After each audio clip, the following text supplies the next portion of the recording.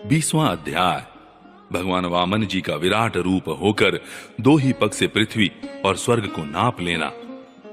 श्री सुखदेव जी कहते हैं, राजन, जब कुलगुरु शुक्राचार्य ने इस प्रकार कहा, तब आदर्श गृहस्थ राजा बलि ने एक क्षण चुप रहकर बड़ी विनय और सावधानी से शुक्राचार्य जी के प्रति यों कहा।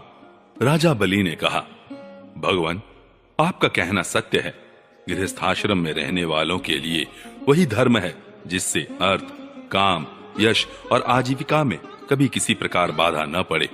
परंतु गुरुदेव, मैं प्रहलाद जी का पौत्र हूं और एक बार देने की प्रतिज्ञा कर चुका हूं।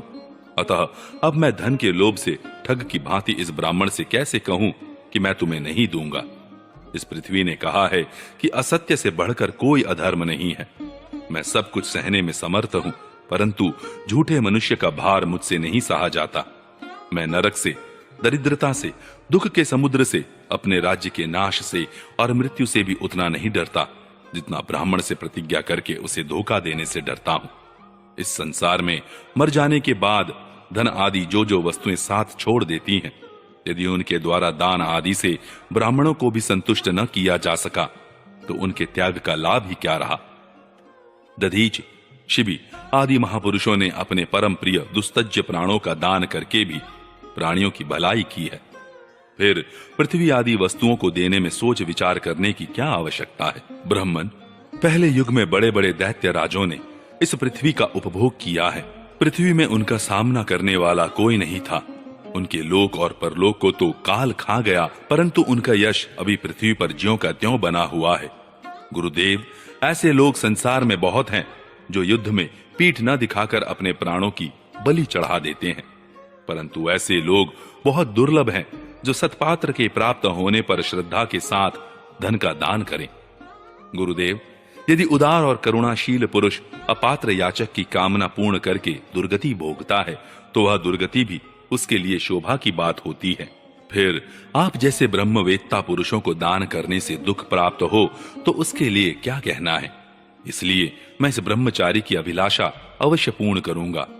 महर्षि, वेद विधि के जानने वाले आप लोग बड़े आदर से यज्ञ यागादि के द्वारा जिनकी आराधना करते हैं, वे वरदानी विष्णु ही इस रूप में हो अथवा कोई दूसरा हो, मैं इनकी इच्छा के अनुसार इन्हें पृथ्वी का दान करूंगा। यदि मेरे अपराध न करने पर भी ये अधर्म से मुझे बांध लेंगे, तब भी मैं इनका अनिष्ट नहीं चाहूंगा, क्योंकि मेरे शत्रु होने पर भी इन्होंने भयभीत होकर ब्राह्मण का शरीर धारण किया है। यदि ये पवित्र कीर्ति भगवान विष्णु ही है तो अपना यश नहीं खोना चाहेंगे। मुझे युद्ध में मारकर भी पृथ्वी छीन सकते हैं, और यदि कदाचित ये कोई दूसरे ही हैं तो मेरे बाणों की चोट से सदा के लिए रणभूमि में सो जाएंगे। श्री सुखदेव जी कहते हैं, जब शुक्राचार्य जी ने देखा कि मेरा यह शिष्य गुरु के प्रति अश्रद्धालु है तथा मेरी आज्ञा का उल्लंघन कर रहा है, तब दैव की प्रेरणा से उन्होंने राजा बलि को शाप दे दिया। यद्यपि वे सत्य प्रतिज्ञा और उदार होने के कारण शाप के पात्र नहीं थे। शुक्राचार्य जी ने कहा, मूर्ख, तू है तो अज्ञानी, परंतु अपने को बहुत बड़ा पंडित मानता है। तू मेरी उपेक्षा करके गर्व कर रहा है।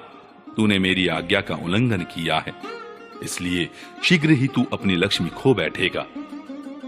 राजा बलि बड़े महात्मा थे। अपने गुरुदेव के शाप देने पर भी वे सत्य से नहीं डिगे। उन्होंने वामन भगवान की विधि पूर्वक पूजा की और हाथ में जल लेकर 3 पग भूमि का संकल्प कर दिया। उसी समय राजा बलि की पत्नी विंध्यावली, जो मोतियों के गहनों से सुसज्जित थी, वहां आई। उसने अपने हाथों वामन भगवान के चरण पखारने के लिए जल से भरा सोने का कलश लाकर दिया। बलि ने स्वयं बड़े आनंद से उनके सुंदर सुंदर युगल चरणों को धोया और उनके चरणों का वह विश्व पावन जल अपने सिर पर चढ़ाया। उस समय आकाश में स्थित देवता, गंधर्व, विद्याधर, सिद्ध, चारण सभी लोग राजा बलि के इस अलौकिक कार्य तथा सरलता की प्रशंसा करते हुए बड़े आनंद से उनके ऊपर दिव्य पुष्पों की वर्षा करने लगे। एक साथ ही हजारों दुंदुभियां बार बार बजने लगी। गंधर्व, किमपुरुष और किन्नर गान करने लगे।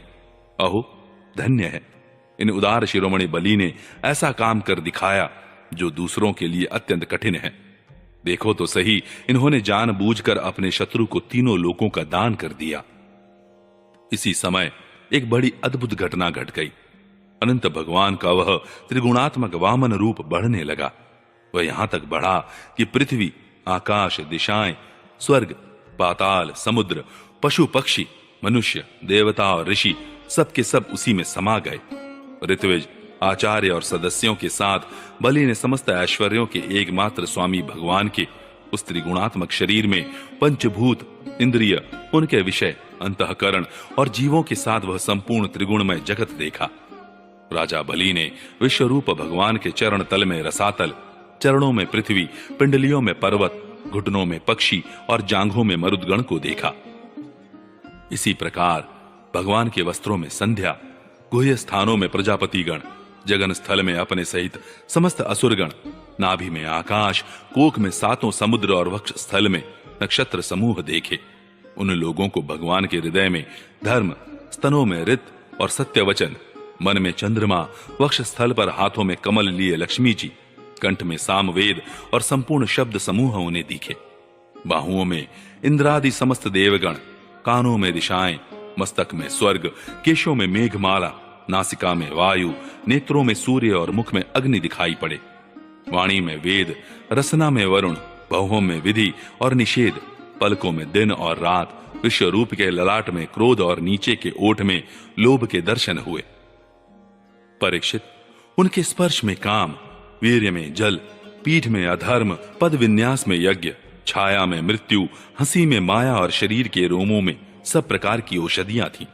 उनकी नाड़ियों में नदियां, नखों में शिलाएं और बुद्धि में ब्रह्मा, देवता एवं ऋषिगण दीख पड़े। इस प्रकार वीरवर बलि ने भगवान की इंद्रियों और शरीर में सभी चराचर प्राणियों का दर्शन किया। परीक्षित, सर्वात्मा भगवान में यह संपूर्ण जगत देखकर सबके सब दैत्य अत्यंत भयभीत हो गए।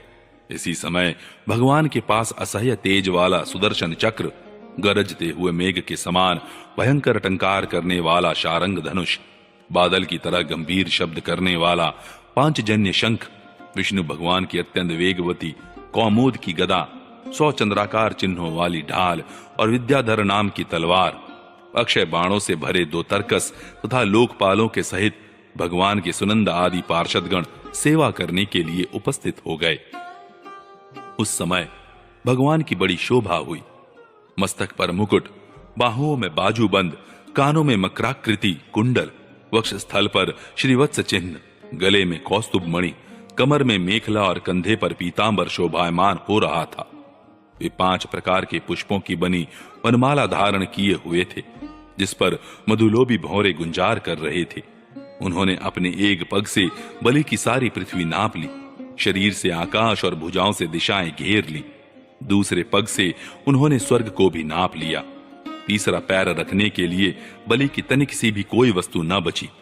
भगवान का वह दूसरा पग ही ऊपर की ओर जाता हुआ महरलोक, जनलोक और तपलोक से भी ऊपर सत्यलोक में पहुंच गया।